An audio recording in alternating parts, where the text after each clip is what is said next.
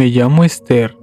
Antes de contarles mi historia, quiero decirles que yo no creía mucho en estas cosas de fantasmas o espantos, aunque sí había vivido muy apegada a la religión desde niña. Mi abuela me enseñó todos los rezos y rituales que sabía. Me llevaba cada 8 días a la iglesia y me preparó para mi primera comunión. Yo me crié con ella y con mi mamá. Mi papá falleció cuando yo era muy chica, y entonces mi mamá se dedicó a trabajar para sacarnos adelante. Ella trabajaba de enfermera en el hospital regional. Casi nunca estaba en casa. Por eso pasaba la mayor parte del tiempo con mi abuela, y aunque permitió que me inculcara todas sus creencias, siempre le decía: ya decidirá ella cuando crezca. Al principio todo esto de los rezos lo tomaba como un juego, pero al pasar de los años empecé a sentir como una carga. Había muchas cosas que no me gustaban, pero al final las hacía porque me lo pedía mi abuela. Y así transcurrió nuestra vida sin grandes sobresaltos, hasta que un día mi abuela de la nada enfermó de gravedad. Perdió el movimiento de casi todo su cuerpo y quedó postrada en cama. Apenas si abría los ojos. Le diagnosticaron cáncer. Los médicos no nos dieron muchas esperanzas, por lo que mi mamá decidió que no lo trajeran a la casa para que pasara sus últimos días con nosotros. Fueron meses muy difíciles. Nos dedicamos en cuerpo y alma al cuidado de ella. Una noche, mientras revisaba el suero y sus medicamentos, me asusté cuando vi que intentó enderezarse sobre la cama, al tiempo que balbuceó algo incomprensible. Como pude, reaccioné y la recosté de nuevo sobre su almohada. Chequé que la jeringa en su muñeca no se hubiera zafado, y entonces cuando intenté tocar su frente para tomar su temperatura, de repente abrió los ojos. Me asustó otra vez. Hacía algunas semanas que no lo sabría. Me miró con ternura y apenas murmuró: mi niña. Y con mucho esfuerzo movió su mano y me señaló un cajón en su tocador. Me paré y fui hasta el mueble. Al abrirlo y revolver las cosas que había dentro, encontré una pequeña bolsa de gamuza. Se la llevé y la puse entre sus manos. Con mucho trabajo quitó el pequeño nudo. Era un hermoso rosario de plata. Entonces empezó a toser y cuando le acerqué el vaso de agua me agarró del brazo y puso el rosario en mi mano apretándome. Con sus últimas fuerzas alcanzó a decirme al oído: te protegerá. Se recostó nuevamente y cerró sus ojos. Yo estaba desconcertada. Volví a guardar el rosario en la bolsita de gamuza y sin darme cuenta lo metí en una de las bolsas de mi chamar y me senté en el sillón al lado de su cama para continuar con mi guardia. Por la noche llegó mi mamá para relevarme. Me fui a mi habitación a dormir un rato. Mi abuela falleció esa misma madrugada. Yo estaba dormida. Mi mamá fue a despertarme. No fue necesario que me lo dijera. Las lágrimas en sus ojos y su expresión de tristeza lo decía todo. Iniciamos los preparativos para el funeral. La velamos por la noche en casa, en compañía de algunos familiares y vecinos. Y el otro día por la mañana la enterramos, junto a mi abuelo y mi papá. Regresamos a la casa totalmente abatidas. Por la tarde despedimos a los últimos familiares y nos acostamos a dormir temprano. Yo caí como piedra y dormí profundamente por varias horas. Pero eso de las 2 de la madrugada me desperté. Tenía una sed espantosa y me fui a la cocina. Al pasar por la sala empecé a escuchar ruidos extraños en el portón de madera de la entrada. Primero escuché como si alguien lo empujara suavemente. Pensé que era alguna corriente de aire, pero las sacudidas empezaron a ser cada vez más violentas. Se escuchaban los golpes tan fuerte como si alguien lo pateara y arañara con mucha furia. El ruido despertó a mi mamá, quien bajó rápidamente. Al verme en la sala se sorprendió y me preguntó qué es lo que estaba pasando. Me alcancé los hombros y juntas nos acercamos a la ventana. Hicimos ligeramente a un lado la cortina y nos asomamos, pero solo podíamos ver la parte adentro que se sacudía violentamente por los golpes. Nos quedamos mirando asustadas. cuando de pronto cesaron los golpes. Yo tuve toda la intención de salir a ver qué había sucedido, pero mi madre me detuvo. Me dijo que mañana temprano le hablaría a uno de mis tíos para que viniera a acompañarnos y revisar. No quise contradecirla.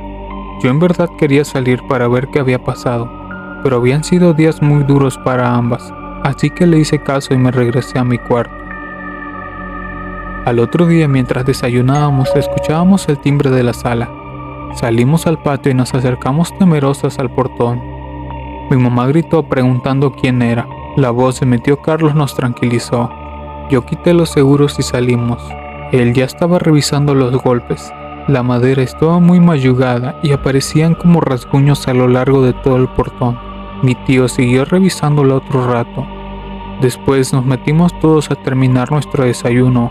Mientras comíamos, nos comentó que probablemente había sido algún animal. En el suelo había muchas pisadas como de pezuñas, quizá un toro o una cabra, pero no descartó a un lobo por los rasguños sobre la madera. La explicación medio tranquilizó a mi mamá. Yo intuía que era algo más, pero no supe cómo explicarlo. Se despidió de nosotras y se fue. Llegó la noche nuevamente y todo parecía ir normal, pero exactamente a la 1 de la madrugada se empezó a escuchar nuevamente cómo golpeaban el portón, primero suave y después violentamente. Parecía que alguien o algo quería entrar a la casa. Mi mamá, toda espantada, marcó a la comandancia del pueblo, pero la línea sonó todo el tiempo ocupada. Entonces no tuvo más remedio que volver a marcarla a mi tío Carlos. Al colgar, escuchamos que las embestidas se hicieron más fuertes. En algún momento pensé que no aguantaría la vieja madera del portón, pero al cabo de unos minutos todo volvió a quedar en silencio.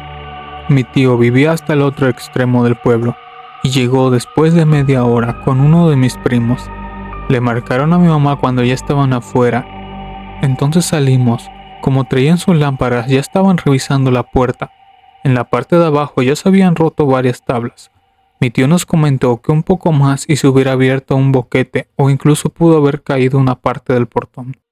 Le dijo a mi primo que se regresara, que él se quedaría con nosotros para que mañana temprano se dedicara a repararlo. Mi primo se subió a la camioneta y se fue. Todos nos metimos a la casa. Al otro día, desde muy temprano, mi tío se dedicó a trabajar en las reparaciones. Yo intuía que no era un animal común. Entonces se me ocurrió colocar un espejo en lo alto de la marquesina del lado de la calle, de forma que desde dentro se pudiera ver el lado afuera del portón.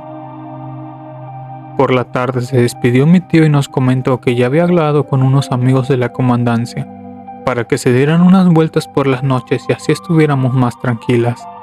Creíamos que todo iba a estar bien, pero apenas habían pasado unas horas desde que se había ido y sonó el teléfono. Era mi tía Rocío, la esposa de mi tío Carlos. Nos dijo que él había sufrido un accidente y que estaba en el hospital regional. Mi mamá no lo pensó mucho, buscó un poco de dinero y se fue, no sin antes decirme que me encerrara muy bien. Pasaron las horas y cerca de las 10:30 de la noche mi mamá habló por teléfono.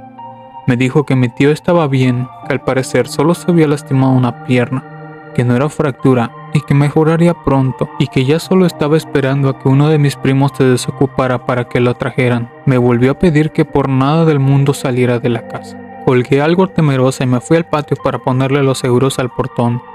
Me metí y después me acomodé en la sala de esperar a mi mamá.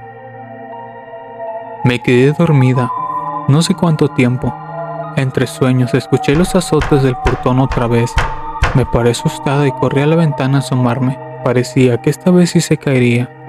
No supe qué hacer y en ese momento recordé el regalo de mi abuela. Subí corriendo a mi habitación buscando la chamarra en donde había guardado el rosario de plata. Las revisé todas, apresurada hasta que la encontré. Me bajé nuevamente corriendo y salí al patio. El portón parecía estar en las últimas. Pensé que se caería de un momento a otro. Busqué con la mirada el espejo que había puesto en la marquesina, sin imaginar siquiera la horrible sorpresa que me encontraría. Era una criatura espantosa, que parecía una especie de lobo gigante que estaba parado sobre sus dos patas traseras, pero aquellas patas se parecían más a las de una cabra, y que en lugar de garras parecía tener pezuñas. Sus patas delanteras eran demasiado grandes para su cuerpo, parecían colgarle hasta llegar al piso con unas garras muy largas como cuchillos, y de su hocico asomaban unos gigantes colmillos babeantes. De pronto sentí sus pequeños ojos rojos sobre mí. Pensé que me desmayaría, las piernas se me doblaron y caí de rodillas. Agarré el rosario de plata entre mis manos, cerré los ojos y empecé a rezar en voz alta, con toda la fe que podía, lo más fuerte que pude, tratando de opacar los bufidos de aquella bestia terrorífica. Recé y le pedí a mi abuela que me protegiera. El portón dejó de moverse. Escuché que un automóvil se acercaba. Me levanté y quité los seguros y abrí. Era mi madre con mi primo. Al bajar de la camioneta, los dos se quedaron mirando aterrorizados lo que quedaba de aquel portón. Entramos por nuestras cosas personales y nos regresamos con mi primo a su casa. Al otro día mi mamá solicitó un cambio en el hospital donde trabajaba. Corrió con suerte, le asignaron un nuevo lugar en la ciudad. Por la tarde regresamos con una mudanza por el resto de nuestras cosas. Al salir no pude evitar mirar de reojo el portón destrozado, a punto de caerse. Fue la última vez que vi la casa. Mi mamá la vendió a los pocos meses y desde entonces nunca más hemos vuelto a hablar de lo que pasó aquella noche. Aún conservo el rosario de plata de mi abuela.